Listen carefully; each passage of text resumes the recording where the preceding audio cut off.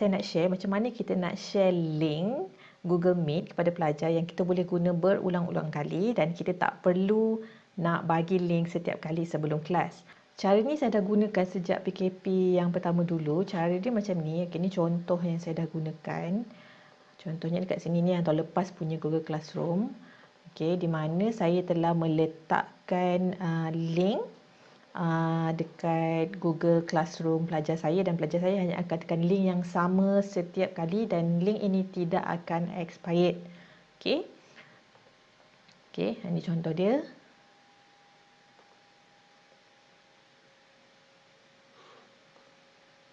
Okey.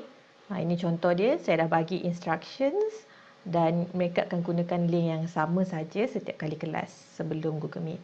Cara dia mudah saja. Cara dia dengan tekan butang apps ni, Google Apps ni. Dekat sini akan ada apps calendar. Okey, tekan calendar. Okey, jadi akan keluarlah kalender kita.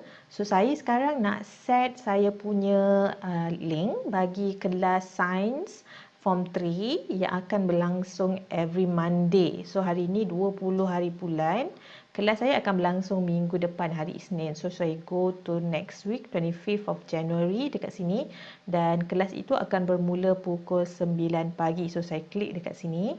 Alright, so akan keluar satu window kecil. So kita tambah je title. Title dia adalah saya letak Science 3 Alpha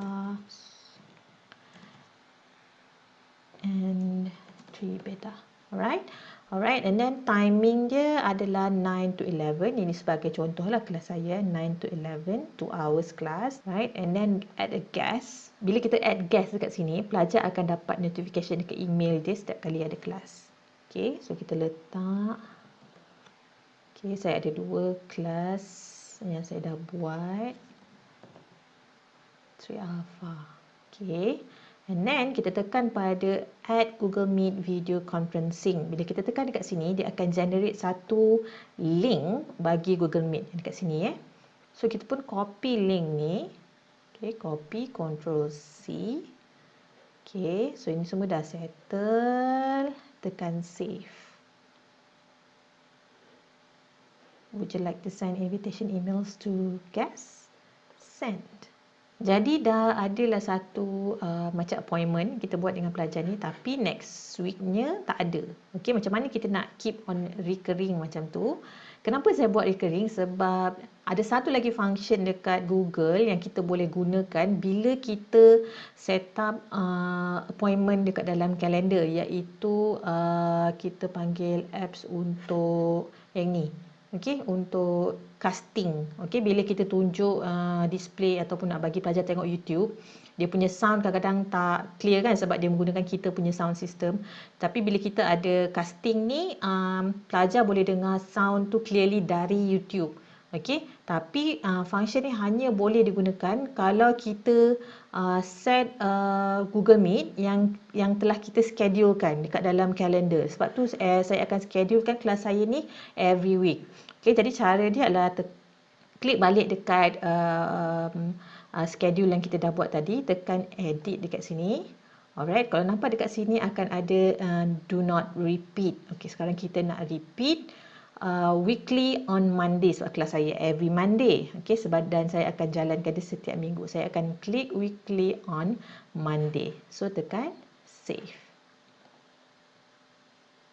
Okey, link tadi kita dah ada kan? Okey, kalau lupa balik link tu tadi, ada lagi link tu dekat sini, kita boleh tekan copy. Okey, dan balik dekat kita punya Google Classroom. Okey, saya dah create satu kelas baru untuk tahun ni. Okey, contohnya macam ni. So caranya kita tekan classwork and then kita click on create. Kita boleh pilih sama ada nak buat question ataupun material. Saya suka buat question. Bila saya pilih question, pelajar akan respon. Okay, sama ada dah alert atau tidak dengan saya punya announcement tu.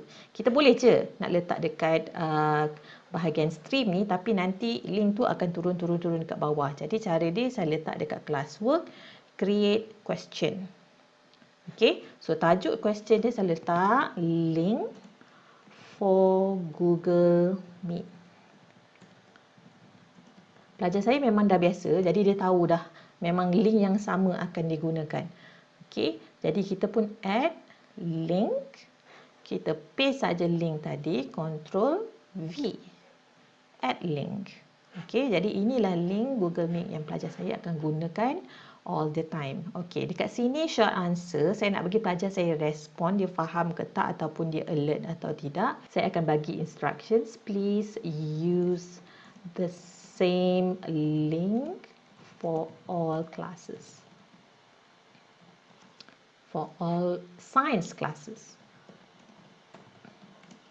Okay, so option dia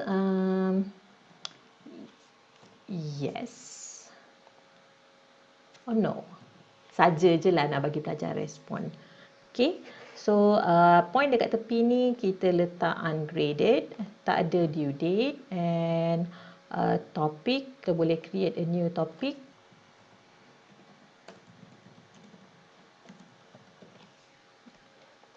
Alright, and then we ask them. Okay, settle. Jadi pelajar akan dapat link tersebut. Kat sini saya dah assign to 23 people. Bila pelajar ni dah baca dan dia dah respon, dia akan klik yes or no. So, itu je perkongsian saya untuk kali ini. Jumpa lagi pada perkongsian yang lain.